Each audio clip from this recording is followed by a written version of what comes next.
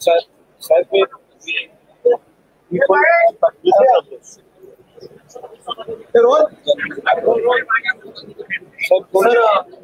मुंबईतील 791 ईडब्ल्यूएसच्या घरांचा घोटाळा तुम्ही उघड केलेला आहे. नेमका हा कशा प्रकारे घोटाळा घडलेला आहे त्याचा काय निर्देश दिला?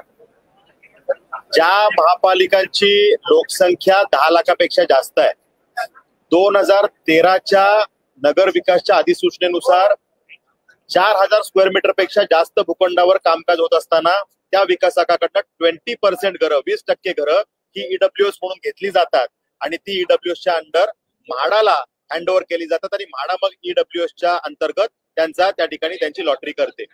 हा नियम असताना 2018, 19, 20 या कालावधीमध्ये नवी मुंबई महापालिकामध्ये जे काही प्रकार घडले, अधिकारी आणि विकासक यांनी संगनमतानी जे काही एक रॅकेट चालवलं, त्या माध्यमातून 791 घरं जी खरं तर ईडब्ल्यूएस अंतर्गत गरिबांना मिळायला पाहिजे होती, त्याचा एक घोटाळा उघडकीला आलेला आहे.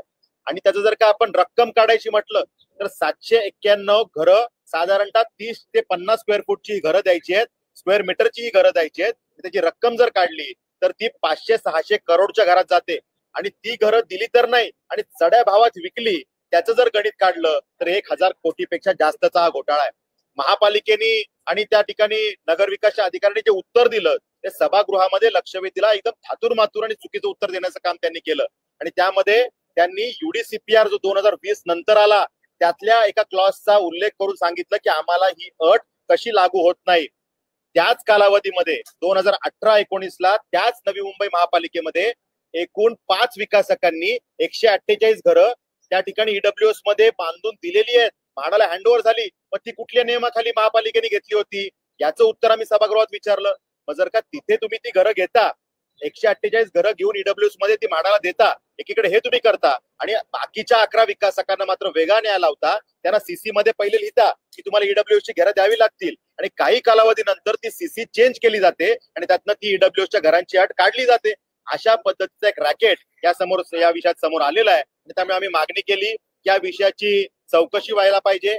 ज्या अधिकाऱ्यांनी चुकीची उत्तरं दिली आणि त्या काळामध्ये ज्या अधिकाऱ्यांनी याच्यामध्ये इन्व्हॉल्वमेंट ज्यांची आहे त्यांच्यावरती गुन्हे दाखल व्हायला पाहिजेत. या सगळ्या मागण्या आम्ही त्या ठिकाणी केलेल्या आहेत आणि त्यामुळे सन्माननीय मंत्री महोदयांनी त्यात सकारात्मक उत्तर दिलं आणि या विषयाचं गांभीर्य ओळखून याची उच्चस्तरीय चौकशी केली जाईल आणि अधिवेशन काळात याची एक विशेष बैठक सुद्धा लावण्यात येईल आणि त्यामध्ये जे दोषी असतील त्यांच्यावरती कडक कारवाई केली जाईल. हे त्या ठिकाणी याची शाश्वती सुद्धा दिलेली आहे. त्यामुळे मला वाटतं की या माध्यमातून आम्ही जी मागणी केली आहे की आता ही 791 घरं जी गरिबांसाठीची आहेत त्या विकासकांनी 1 किलोमीटर रेडियस मध्ये जी अट आहे 1 किलोमीटर रेडियस मध्ये आता ही 791 घरं बांधावी आणि आमच्या गरीब बांधवांना द्यावी, ईडब्ल्यूएस साठी द्यावी, ही मागणी या निमित्तानं आम्ही केली.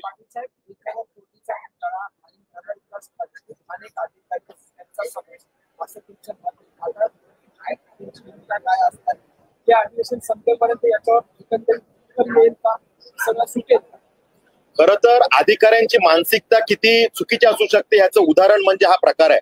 म्हणजे एकीकडे काही विकासकांकडनं तुम्ही ती घरं घेतली आणि काही विकासकांना मात्र तुम्ही सोयीस्कर पद्धतीने यातनं रिलॅक्सेशन देता. त्यामुळे ही जी मानसिकता आहे सरकारने या मानसिकतेला ठेचण्याची गरज आहे.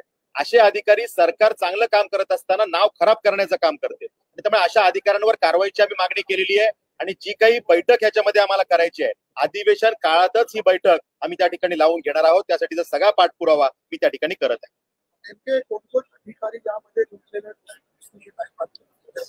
याचा जो काही संपूर्ण विषय आहे नवी मुंबई महापालिकेचा टाउन प्लॅनर, खरं तर ही त्यांची जबाबदारी आहे. त्यांचे बॉस म्हणजे जे काही महापालिकेचे प्रमुख असतात, आयुक्त आणि त्यांचे सगळे त्या विषयामध्ये इन्व्हॉल्ड असणारे उपायुक्त दर्जाचे अधिकारी, या सगळ्यांचा थेट संबंध यामध्ये आहे. पण या सगळ्यांचं कम्युनिकेशन नगरविकास खात्याशीही होतं.